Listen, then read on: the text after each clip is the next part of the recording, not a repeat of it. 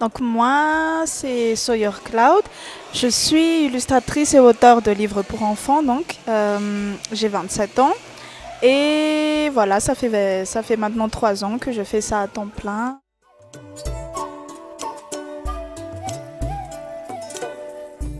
Je travaille surtout avec des éditeurs à l'étranger, genre vraiment à l'international, surtout des anglophones. Et donc là, c'est un peu genre un coming back vraiment dans le monde de la BD parce qu'avant, j'ai quand même été un peu dans une association de BD. Et donc, il y avait vraiment une coupure de quelques années où je me suis un peu ressourcée sur ma carrière, le choix de carrière que je veux faire, donc plus vers les livres jeunesse.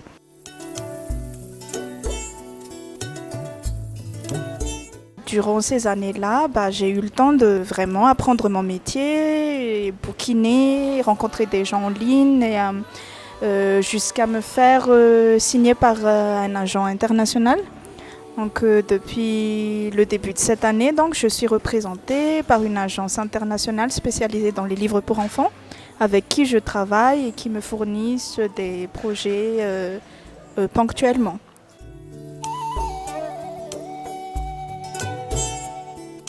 Sawyer Cloud, donc ce sont des mots en anglais.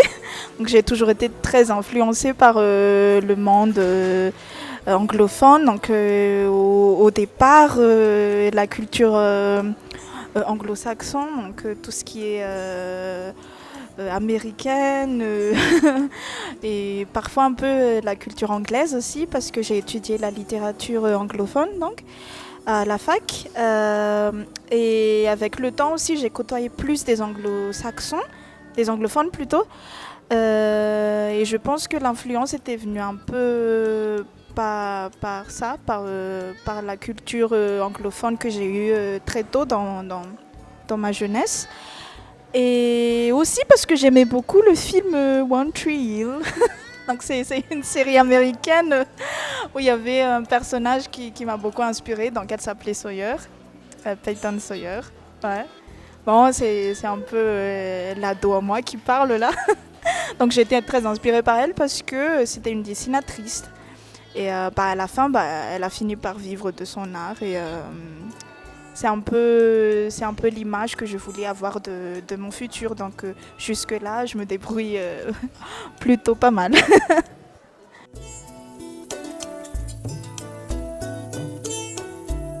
Oh là là. Alors oui, ça a été très dur. Déjà parce que l'illustration même est encore un concept un peu abstrait chez nous. Et j'ai jamais voyagé, hein, j'ai toujours vécu ici à Madagascar. Ça a été très dur parce que voilà, j'avais ni de référence, ni on n'avait pas d'infrastructure qui aide les jeunes à devenir des créatifs de carrière, je veux dire. Donc ça a été vraiment de l'autodidacte du début jusqu'à la fin.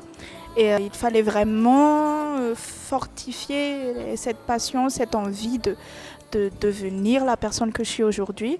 Donc ça a été beaucoup de travail personnel, toute seule, la majorité du temps, vraiment travailler toute seule. Et heureusement, aujourd'hui, on a l'avantage d'avoir Internet. Donc moi, j'ai profité à fond d'Internet, où j'ai créé la majorité, pour ne pas dire tous mes contacts aujourd'hui. Donc mon agent, mes clients et les éditeurs qui travaillent avec moi.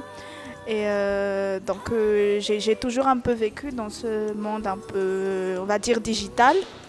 Et aujourd'hui, c'est vraiment une première fois pour moi de faire le premier pas, rencontrer des gens vrais, des gens de mon pays en plus, ce qui est bien, des amis que j'ai plus revus depuis des années, renouer un peu en quelque sorte avec cet univers-là dans lequel j'ai grandi.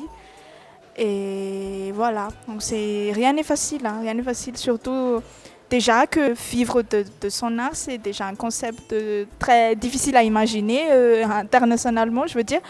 Mais de plus, vivre ici, à Mada, avoir cette ambition-là, c'est doublement difficile. Donc voilà, ça a été beaucoup de travail personnel et beaucoup de recherche.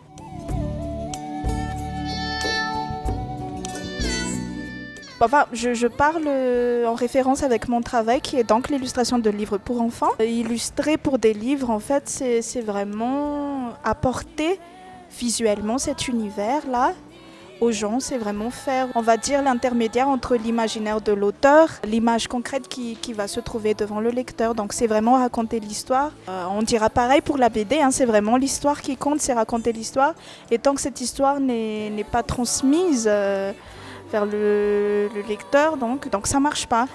Et c'est à peu près pareil pour les livres, les albums avec lesquels je travaille, c'est vraiment apporter cet univers-là aux enfants, c'est vraiment suggérer un univers, une histoire, user en fait de toutes mes connaissances visuelles, qu'il s'agit de couleurs ou de composition, et aussi mes références. Donc il faut être cultivé, avoir le minimum de culture visuelle au moins, et voir des choses, voir beaucoup de choses, sortir un peu on va dire du contexte où on a grandi. Donc voilà. Et c'est vraiment le mélange de tout ça pour créer un produit qui soit compréhensible pour les enfants, pour les ados, pour toute personne qui n'ont pas forcément de culture visuelle. Voilà, donc c'est tout un art, mais c'est aussi beaucoup de technique. Oui.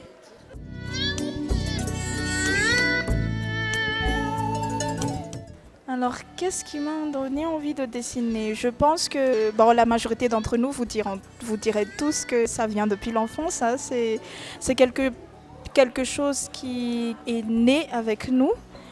Mais moi, personnellement, j'ai cette idée que nous autres, les êtres humains, comme nous sommes des fruits de création, on est des produits de création, on est capable de créer quelque chose, de créer un univers.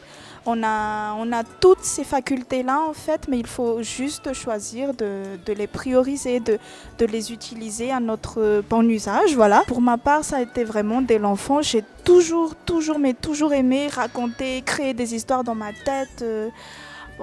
Les adultes, ils vont dire que j'étais un peu autiste, mais j'avais vraiment un monde imaginaire, mais vraiment réel pour moi, quoi. Genre, je jouais toute seule. Et puis je dessinais par terre sur tous les supports que je trouvais. Et en grandissant, en fait, cette envie de créer quelque chose grandissait petit à petit. Mais comme on n'a pas, encore une fois, comme on n'a pas de système qui aide les enfants et les jeunes à vraiment considérer comme une option de devenir un créatif de carrière, je veux dire, j'ai dû vraiment me trouver toute seule.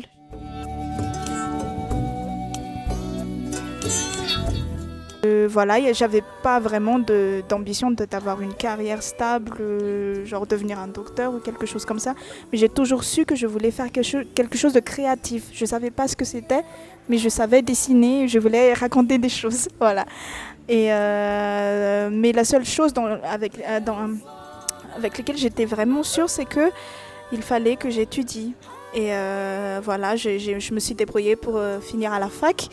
Et j'ai choisi la filière qui était la plus créative possible. Donc j'ai choisi la littérature anglaise parce que j'aime beaucoup la culture anglo-saxonne.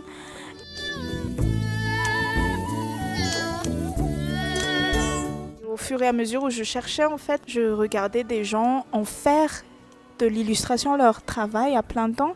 J'ai appris de ces gens-là, j'ai appris de ces recherches-là.